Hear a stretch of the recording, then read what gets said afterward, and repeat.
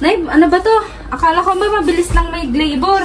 Parang isang dekada na ako nag-labor dito eh. Ang sakit. Tis, ganda ka dyan. Ginusto mo yan, di ba? Ano ba nararamdaman mo? Hindi ko alam, Nay. Parang hindi na gumagalaw si baby eh. Ano? Gusto mo dalhin na kita sa ospital? Tinan mo yung pawis mo, oh. Baka mamaya eh hindi pa nababa yung BP mo mula kanina. Tara na, halika na. Dadalhin ko na kayo sa ospital. Baka mapano pa kayo ng magiging apo ko eh.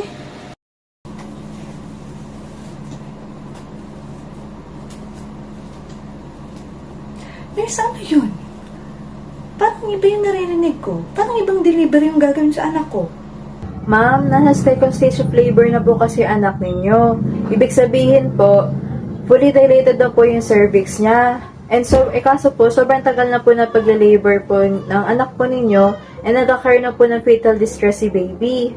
Ano nga ang gagawin dun sa vacuum na yon? Ano yun, lilinisan niyo yung sinapupunan ng anak ko? Nay, kalma lang po. Hindi naman po yung panglinis po na vacuum yung gagamitin. Yung gagamitin po na vacuum ay isa po suction cup na connect po sa machine and nilalagay po to sa ulo po ni baby para po ma-assist po yung pagde-deliver po ni mother at mas madali po yung paglabas po ng baby. Sus Mio, yun lang pala kasimpleng tanong. Kung yung alam niyo po na vacuum ay yung panglinis po, yung panghigo po ng mga dumi, yung vacuum naman po na ito is medical device po siya na nilalagay po sa ulo po ng baby para po ma-assist po yung pag-delivery kapag po yung ayun nga po ang tagal po ng pag-labor and di pa rin po nalabas si baby. Mga professionals lang naman po yung gumagamit po ng proseso na to at may din po sila po na-consider bago po na isagawa itong proseso na po ito. Nasa mabuting kamay naman po yung anak po ninyo. Salamat. Ay, ngayon ko lang to narinig. May mga ganito na pala ngayon. Sige na. Salamat ulit, nurse. Balikan mo yung anak ko. Sige po, ma'am.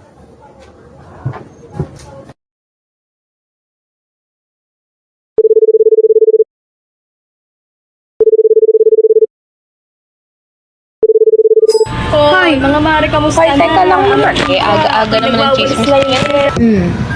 Eto, chika, alam niyo ba? Anak ni Teresa, buntis. Sabi ko na nga ba napakalantog talaga ng babaeng yan. Nakita ko yan dati, may naghahatid palagi dyan na lalaki. Ay naku mga te, huli na kayo sa balita. Nakapanganak na si ate mong girl. Ay, oo. Ayun nga, sabi pa ni Aling Iseng, di ba? Muntik na raw mamatay yung bata kasi hindi agad nakalabas. Eh paano naman? Bata-bata pa na, lit pa ng kipay mo. Pabuntis agad. Hoy, Teka lang naman. Aga-aga naman ang chismis na yan Teka, hindi ko pa naiaayos. Ay, Mars, palagi ka na lang late. Ay, sorry naman. Ano nang ang chismis? Ano ang chismis? So ayun na nga Mars, nabuntis na nga raw yung anak ni Teresa. oo. Tapos alam mo ba, sabi, hiniwa daw yung tiyan kasi nai-stress na yung bata sa loob. Naku naman. Talaga? Seryoso ba? Hiniwa dito sa may tiyan? Eh di parang isda yun. Anong tawag sa ganung style? Caesar section nga ba yun? Oo, yung hinihiwa. Caesar section yun, di ba? Next, ano yan? Caesar Montana o Caesar Salad? Caesarian section kasi be. Ano ba? Pero sabi ng kumari ko, binakyum daw yung bata. Talaga?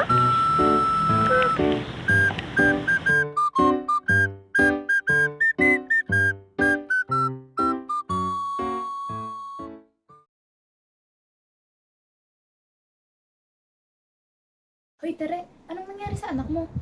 Nakita naman ng isang araw, may dalang bata ah. Ay, oo. Nakapanganak na yun. Kawawa nga yung anak ko. Ginamitan ng parang vacuum tool. Masyado kasi na-stress yung apo ko. Tapos hirap na hirap din mag-labor. Kawawa nga eh. Anong vacuum? Yun ba yung panglinis? Ay, hindi. Hindi, ano yun? Device daw yun. Ginagamit daw yun ng mga nurse para panghila ng baby. Ah, ganun ba? Eh, bakit daw ginamitan na? Eh kasi ang tagal na nagle-labor ng anak ko, te. Pagod na tapos napakalaki pa ng anak niya. Eh, syempre, kinukulang na sa oxygen yung bata. Hindi rin naman makalabas kasi sobrang laki niya. Ganun pala yun. Eh, di mo na laki binayaran niya dyan.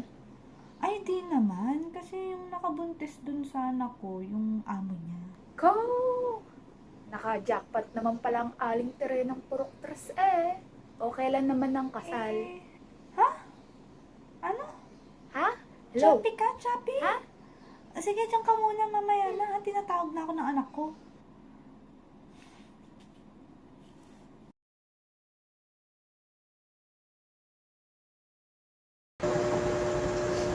Hello mga ninang, nakapanganak na ako.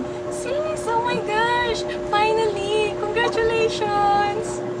Buti naman, te. Kala ko next year ka pa manganganak eh. Nung isang gabi ka pa chat ng chat na lalabas na yung anak mo. Ay, hindi tuloy ako nakipag-post. Nakakaloka ka.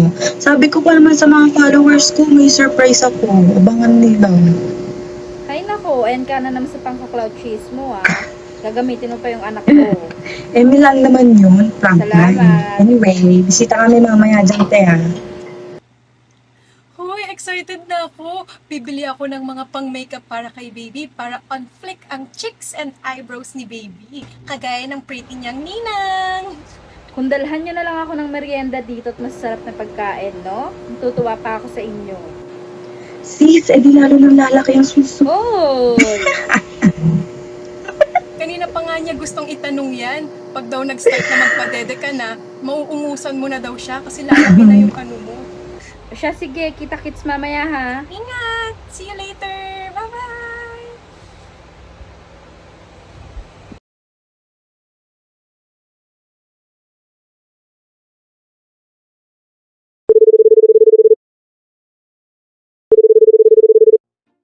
Hello guys, I'm back. Ito, gusto niyong balita. Mainit-init at nagbabaga. Yan ang gusto ko sa'yo, Mars. Ano naman nasagap mo? Te, siguraduhin mong tama yung sasabihin mo, ha? Baka mamaya fake news yan. Tangit kakakausap ko lang kay Tere kanina. Oh, so ano na nga? Ito naman si Mari, ayaw pang sabihin ng diretso. Paligoy-ligoy, pa-spin mo na yan. Ano ba yan? Kupo, ayun pala, napatagal yung pagle-labor kaya gumamit raw nung sinasabi mo, Ellie, yung vacuum ba yun? Yun, oo.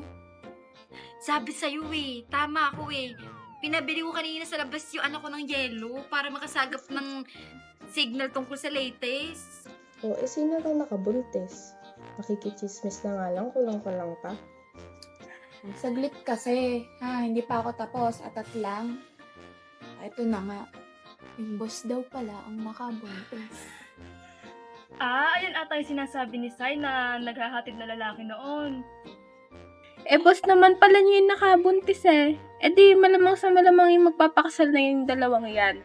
Siguro malapit na. O kaya, baka isabay dun sa binyag ng anak nila.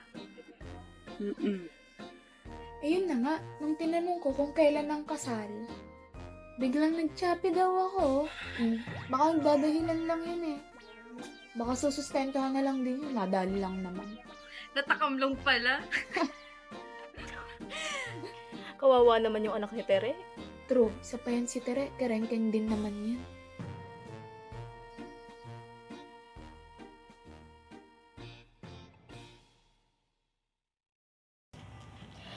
Init! Ang init naman talaga ngayon. Makapag-TikTok nga muna. Ano bang meron sa TikTok? Oh! Mahal naman ito. Duguan ang ilong ng bata matapos daw kagatin ng aso Ay, sa mukha. grabe naman yung kinagat ng aso. Kamusta mga mamshis at papshis? Alam niyo ba na sa papaanak, mayroon tayong mga procedures na ginagamit para maka-assist kay mother sa pag-deliver kay baby?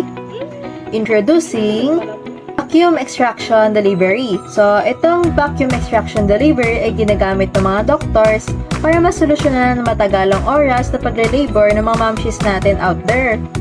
Ito din ay ginagamit ng mga doctors kapag sobrang pagod na sa pagpupush ng mga momshies natin dyan. And another reason din sa paggamit nitong vacuum extraction delivery ay kapag may problema sa heart rate ni baby. So, paano nga ba ginagamit itong si vacuum extraction delivery? Ang proseso nito ay simple lamang. I-connect lamang ang vacuum tool sa machine and then ilalagay ito sa tamang pwesto, which is yung ulo ni baby, and presto, may lalabas na natin si baby. So, ayun lamang po at sana po yung may natutunan ng lahat. See you in our next video para sa karagdagang kaalaman.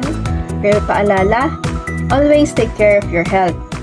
Ay, ganun pala tong vacuum extraction delivery na to. Siya, may bago na akong ikukwento sa mga kumare ko.